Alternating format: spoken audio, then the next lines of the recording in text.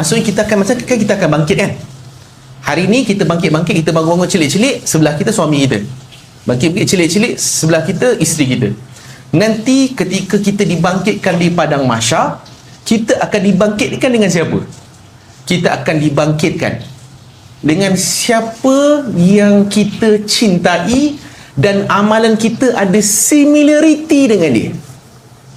Contoh, kalau kita ni orang yang banyak bersedekah, kan, banyak bagi infak, wakaf, kan, kita banyak keluarkan harta kita untuk agama, maka kita akan dibangkitkan bersama dengan Sayyidina Abdurrahman bin Auf.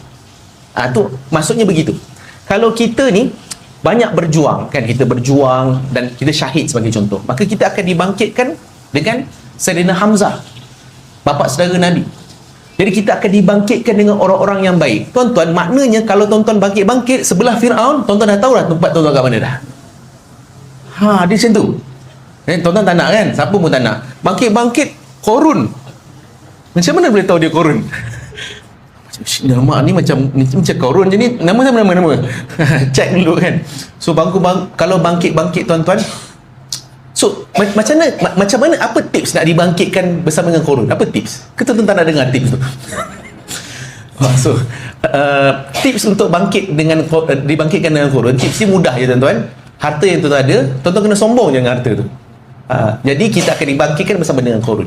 Kalau tuan-tuan ada intelektual yang tinggi, kepakaran, pengalaman yang hebat, dan tuan-tuan sombong dengan kepakaran tuan-tuan, maka tuan-tuan akan dibangkitkan dengan siapa? Dengan Haman, penasihat kepada Fir'aun.